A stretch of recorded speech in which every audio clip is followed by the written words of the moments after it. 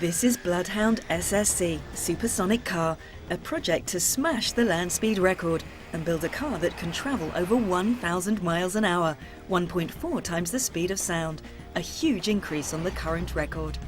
The interesting thing about this land speed record is that it's very, very high technology.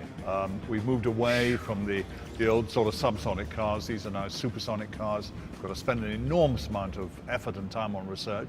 For instance, we spent 30 man-years on research on this in order to get this thing right. The man who'll be driving Bloodhound is current record holder Wing Commander Andy Green.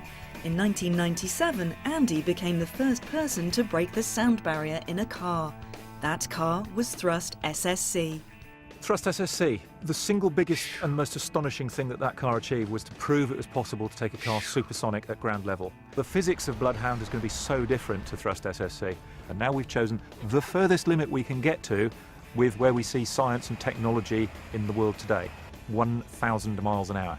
At the cutting edge of technology, building a 1,000 mile an hour car presents huge engineering challenges. How do you power a car that fast? Bloodhound uses a jet engine from a Eurofighter aircraft to get up to around 300 miles an hour. Adding a second jet could provide more thrust, but the jet's air intake would considerably increase the drag. So instead, the Bloodhound team has chosen to combine the jet engine with a rocket. Rockets don't need a draggy air intake, but they do need a supply of oxygen for combustion.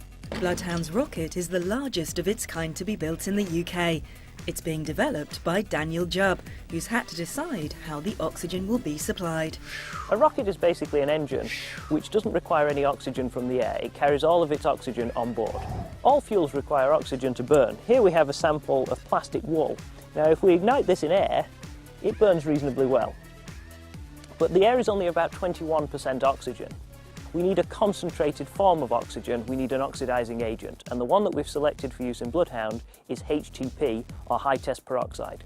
HTP is so reactive it can cause fuel to burn spontaneously.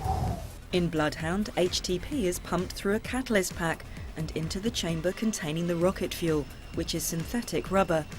The catalyst pack makes the HTP decompose, and this causes instant ignition as it mixes with the rubber. This generates enormous volumes of hot gas producing thrust, propelling the car forwards. But we need to move enormous volumes of HTP into the combustion chamber, and for that we have a pump which is driven by a Cosworth Formula One racing engine. So as well as the jet and the rocket, Bloodhound's third engine is an 800 horsepower Formula One engine, and all that power is needed just to run a fuel pump, pumping 1 ton of HTP in 17 seconds. That's what's required to get us to 1,000 miles an hour, the fastest car that's ever been built.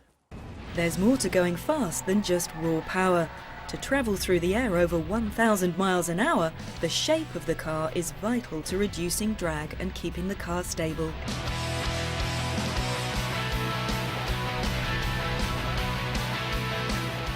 As a former record-holding driver himself, Richard Noble has seen how the design of fast cars has evolved over the decades.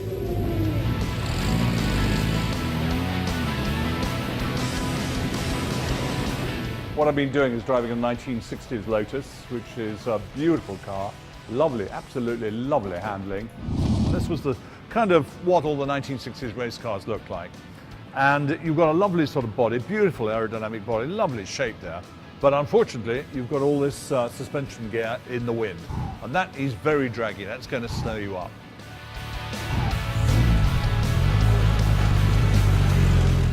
And you then move on to this, which is the Van Diemen. And here you can see the progression. First of all, what they've tried to do is to minimize the cross-sectional area of the car, make it as narrow and as thin as they can. There's minimal amount of drag in the wind there, and the actual suspension components are, of course, within the car. Whilst those cars are small and agile to overtake and go round corners, Bloodhound is designed just to go in a straight line. So the way we do this is with a long, thin car, and so we minimize the cross-sectional area, and then a very big fin on the back, which gives you this tremendous stability. Bloodhound's tall, high fin helps to keep it in a straight line. But the evolution of Formula One and other modern racers has gone in a different direction. Low, wide wings are used to create downforce, improving the car's grip on the road. The next move really was to add the big wings to it, and then of course accelerate the airflow underneath the car, so you've got a loss of pressure underneath the car, stuck it down, and that of course meant that you go around the corners a lot faster. Slowed you up on the straights, but you went faster around the corners. Bloodhound needs some downforce to stop the car lifting into the air, but too much downforce would slow the car down, or even have serious consequences. So we don't want massive downforce on this thing, otherwise we will break it or we'll drive it through the crust of the desert. You know, we can't do that. So it's got to just skim across the surface. So we have just tiny little wings here, and those are just little trimmers, and their job is to ensure that the load on the front wheels remains the same when the car's static as when it's going really fast. Bloodhound is designed to travel at extreme speeds, but it also needs a driver who can cope with the intense experience.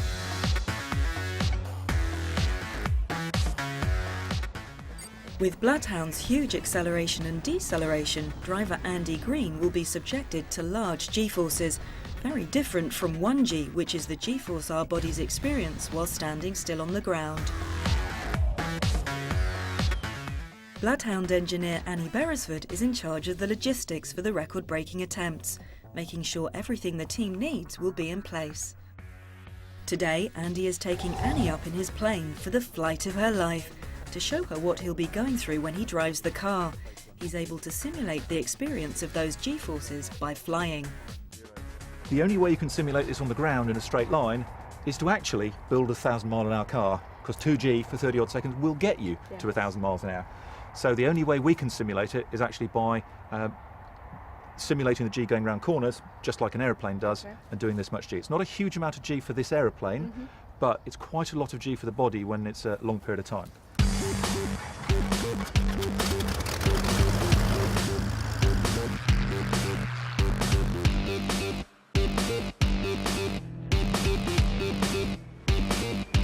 Because I'm accelerating in Bloodhound, sort of lying back, got my feet out in front of me, so it's driving the blood from my feet to my head. It's like hanging upside down, or in aeroplane terms, negative G. Andy is replicating negative G, which he'll undergo when Bloodhound is accelerating. Okay, upside down we go.